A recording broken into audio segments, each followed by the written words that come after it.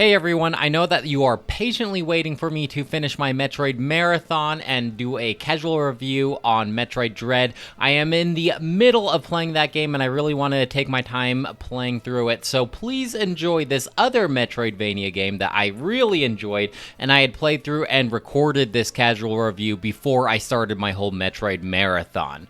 Hello everyone and welcome to another casual review. Today I'm talking about Bloodstained, Ritual of the Night. This is the next game on our spooked playlist and I feel like it fit the bill just perfectly. It's basically a Castlevania spiritual successor. How I understand it is it was actually developed by a couple of people who developed games for the Castlevania series. I've never played a Castlevania game before, so forgive my ignorance. I do believe that this game was a Kickstarter game of some sorts, and you can tell by some of the assets that were included in the game as well. So I'm really just speculating here. But yeah, basically the premise of the game is you are playing as a woman named Miriam who basically survived this ritual like 100 years ago but was put in a coma.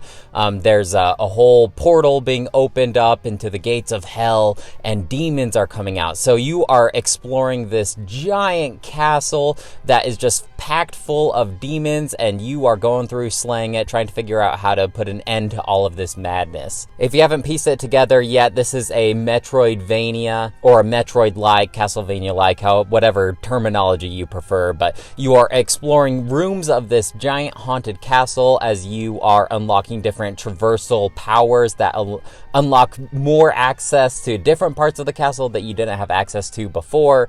You kind of get the picture if you've ever played a Metroidvania game like this before. However, one aspect to this game that I haven't experienced in a Metroidvania before are RPG mechanics, and that's basically you can have different gear, you level up through experience, you have lots of different shards which turn into basically magical abilities, and so there's a lot more customization than what I'm normally used to in a game like this. A different game that comes to mind is Hollow Knight, and basically as far as customization goes, you can choose your different badges which have varying effects. But in this one, it is a lot more similar to an RPG, where as you are going around killing guys, you are still accumulating XP, which then boosts your stats as well.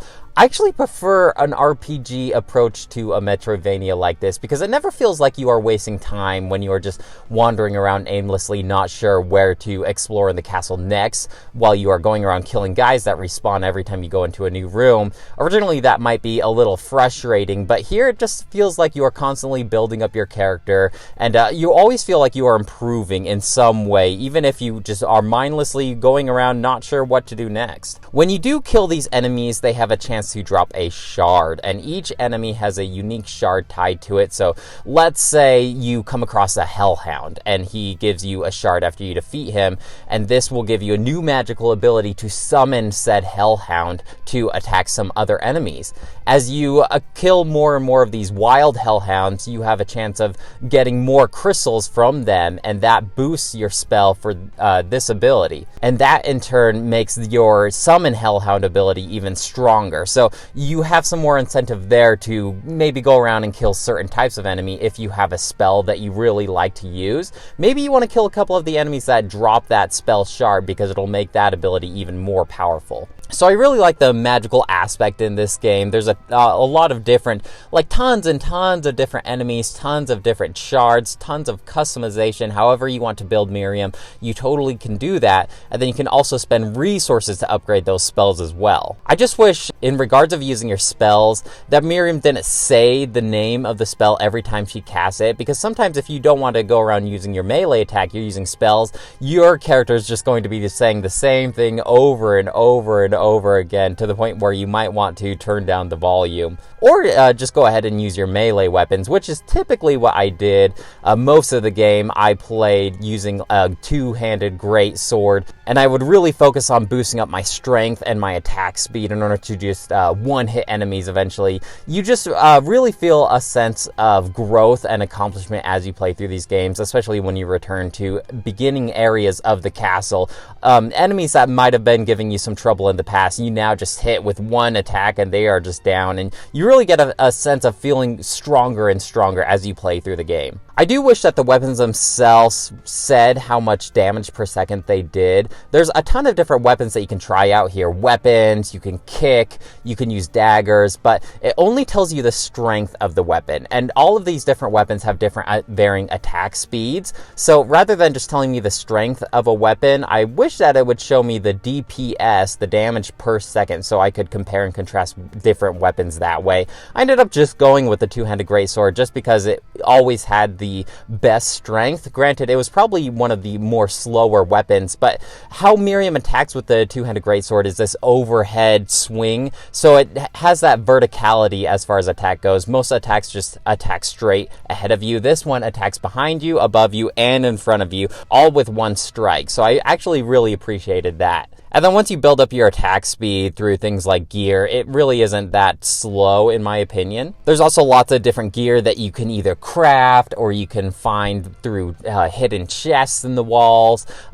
Even bosses will sometimes grant you different shards, different chests, lots of different unlocks in this game. It really incentivizes you to explore the whole entire castle. By the end of the game, I was like at 99.5% of the castle being explored, which is quite a lot.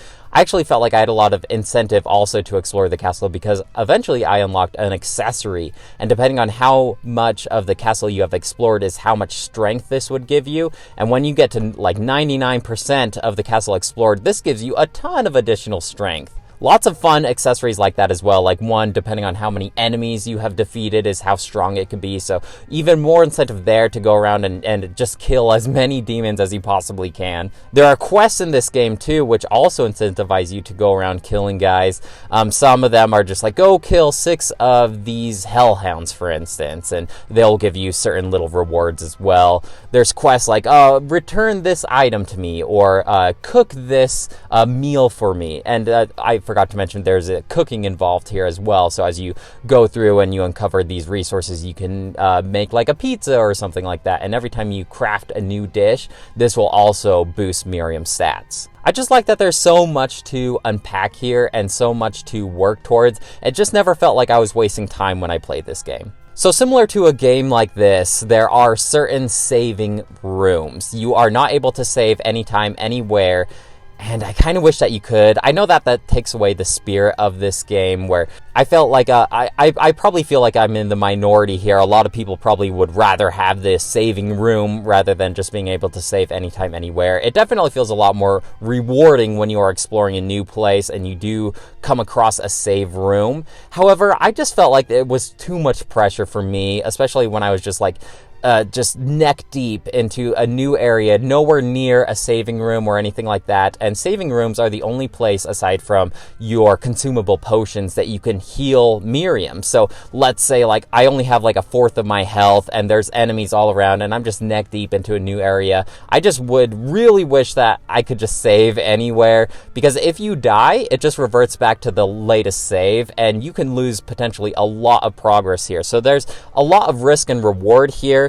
It's got its pros and cons, this whole system. I just would much rather prefer, because I'm such like a handheld player anyway, and I would be worrying about like my game crashing or something like that. I just wish that I could save before I close my game rather than just feeling locked in until I come across the next save room. Granted, there is kind of a workaround here as well, as you can buy waystones, and this just takes you back to the very beginning area where there is a save room on hand, but then you have to work your way all the way back through this new area. So I don't know. Just stay stocked up with these waystones and health potions if you are exploring a new area, is my advice. It's always exciting too, true to this Metroidvania style, when you are exploring a new area and you come across like this new, like you fight a boss and you finally defeat it and you unlock this new traversal power and you're like, okay, now I know exactly where to go from here because there's this area that I couldn't access before, but now I have this ability, so I totally can go that way. It's always that reward. It definitely feels exciting whenever you do defeat a new boss, not just because you are progressing through the story, but also because you can progress further into this haunting castle. It's a very good map too, exploring. I always say for a Metroidvania like this, this, you want a nice readable map, and this definitely does it. I can just go through, I can hurry and hit the minus button and look directly, okay, I want to go here. And they even have ways for you to put waypoints on the map. I like to do the pinpoints for areas that I know that I can't access yet, so when I do unlock a new ability, I can go through and explore all these other pinpoints of areas where it's like, okay, I know that I can't access that yet. It's not just I haven't explored that way yet. It's a nice feature. I just wish that there was access to different colors of pinpoints that I could do. Like, okay, so this area I need a double jump for, so I will put a certain pin in all the areas that I would require a double jump to access. But most games like this don't have a pin at all, so I'm really not complaining that much. As far as combat goes, I felt like it was fairly balanced. The bosses were challenging, but they were fair. The enemies, as you improve Miriam, you definitely feel like you are getting a mastery over these random enemies. I was just always engaged. I was never bored with it. There are some goofy enemies. This is another reason why I believe this was a Kickstarter game. You even come across the famous Shovel Knight that I feel like needs to appear in all the indie games. There's a couple of really goofy enemies like dogs and cats, or like a rock star playing this electric guitar. I wasn't too much of a fan of it, but I kind of understand that that's the tone of the game. There's even paintings of real life people, I assume, that will like float and you have to attack these paintings. And so I assume if you donate like a certain amount, you get your own painting in this game. I actually really like the shard that these paintings dropped, where if you destroy enough of these paintings, you accumulate a lot of these shards. You actually get this like cool floating barrier of all these paintings floating around you, kind of like the leaf shield in Mega Man, if you've ever played that. I mean, as far as the game looks, I wouldn't say it looks amazing. It's like this 2.5D where it's these 3D assets, but it is a side-scroller type of gameplay. Everything seems to have this weird glossy look, but I don't know. I don't think this game looks bad by any means. I think I might have preferred a 16-bit approach to this, however. But some of the bosses actually look pretty cool in 3D, so I'm kind of mixed as far as how I feel about the aesthetics. The music is pretty good. It's balanced between this like haunting orchestral music,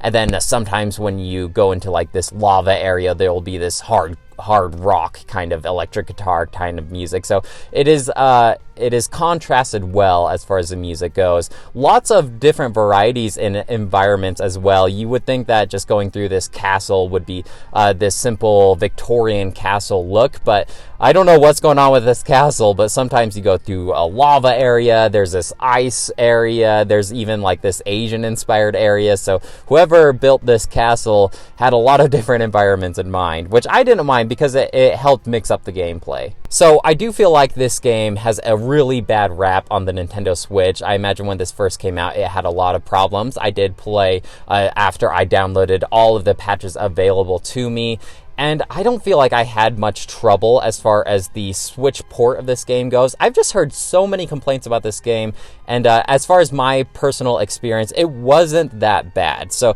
there are a couple complaints playing on the Switch, one being after you get a game over, which I got plenty of those game overs, the screen takes way too long to get you back into the action. If you get a game over, you're punished with like a 2-minute break, and this was particularly frustrating if you were having trouble with a really tough boss and just you keep getting that game over. It is frustrating trying over and over again, having to sit through that screen. There were a couple drops in the frames per second. There's this whole tower that you have to like walk around. It winds all the way up, kind of like this staircase, and it did get a little laggy, some hiccups there, but overall, it really wasn't that noticeable. Sometimes there were some visible bugs. When you kill an enemy, they will stretch before they dissolve. That didn't affect the gameplay at all. It just looked a little funky. And another complaint that I've heard about this Switch port is there are a ton of crashes. I only personally had one hard crash, and that doesn't seem to be abnormal compared to most games that I play on handheld on the Switch. I'd say at least 75% of the games that I play, I get at least one hard crash during my whole playthrough. So that wasn't too bad. Not many complaints there. I actually felt like they did a good job patching this game. So don't be too deterred when you see comments about this game, how it performs on the Switch. Obviously, if you play it elsewhere, you're going to have a better time. But if you want to play it handheld, the Switch isn't that bad of an option, to be honest. And finally, my last complaint is this weird gameplay choice, and I looked it up later online, and I guess it is a callback to one of the Castlevania games. But when you are only about halfway through exploring the castle and playing through the game, you have the option to fight the final, in quotation marks, boss. And when you defeat this final boss, it kind of gives you this bad ending, so to speak, and then it'll give you a game over and you have to start over. I thought that was a weird choice of as far as gameplay goes, especially if you hadn't saved beforehand and you didn't know that the final boss was there.